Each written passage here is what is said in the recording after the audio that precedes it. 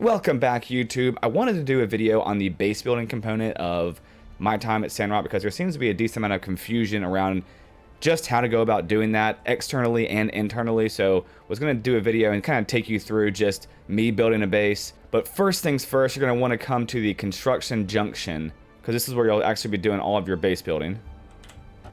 Once inside, you're going to head over to here where you see basically a roller.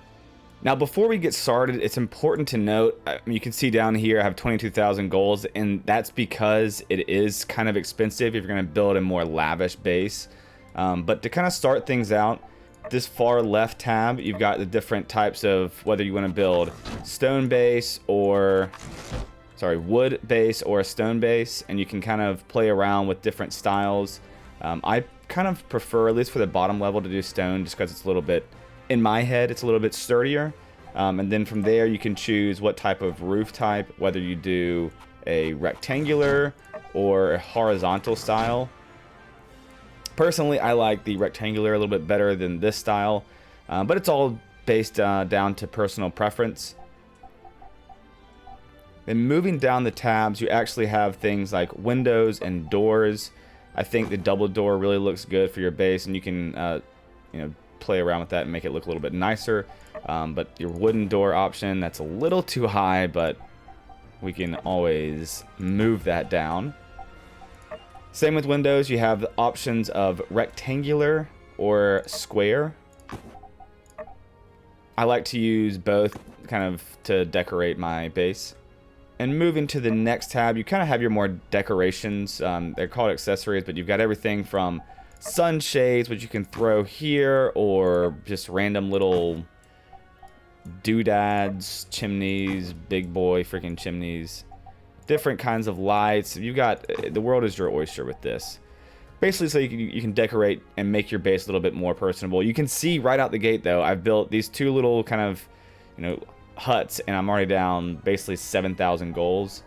So it's important to note that this tab is more so for the side of your building, while this is obviously for your roof, whether you've got some kind of light set up or whatever.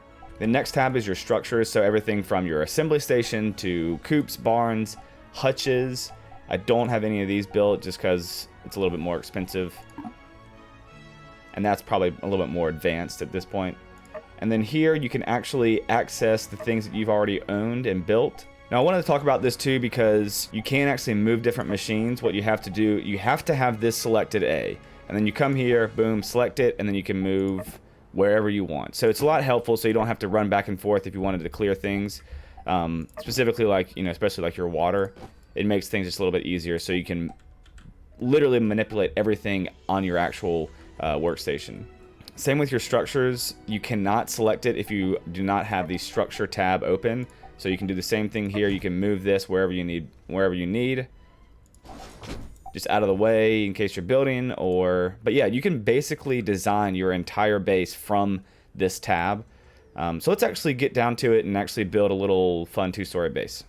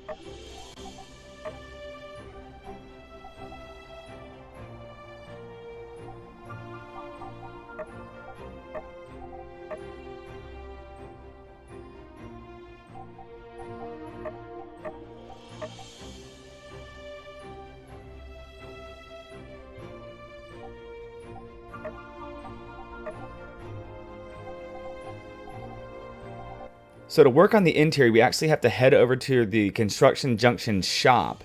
And then from there, we buy the Home Editing Toolkit, which will give us the ability to actually design the interior of our house. Unfortunately, it is kind of somewhat expensive, so you just have to make sure you have that much more saved up. Doesn't she look pretty? Let's head on inside and look at the interior options that we've got. So you can see right out the gate that it does just automatically connect the different portions of the building and also throw a staircase. I don't personally like where this is going, obviously, because it's literally blocking the doorway. So let's go ahead and first things first, get into the Home Editing Toolkit. So from here you can see down below, very basic similar structure to the exterior building portion of it, but you could do everything here, like change the door frame size, something a little bit wider, make it a little bit more homey, and then even change the stair and stair location, which I really like because you don't want a freaking stairway directly in the way. I do like this stair design. I do wish they just had it where you can mirror it so you could have the entrance coming up here and this way, but it is what it is. Let's just throw that right there.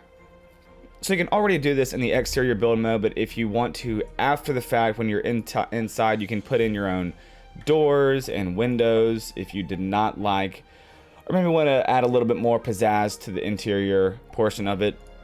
It will affect the outside though, so just pay attention to that. And you've got some other fun accessory options as well. You've got what appears to be some sort of Christmas lights. I think it looks a little too tacky for my taste, but if you like it, by all means, decorate away.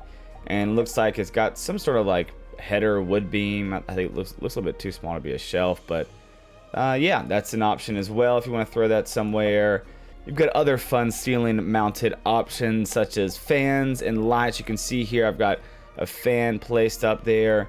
And similarly to before, anything that's in your inventory that goes straight into your backpack, you will have access to, so you can throw it on the wall if you choose to, like this builder license, for example, because everyone must know that I am a builder license, and look at that.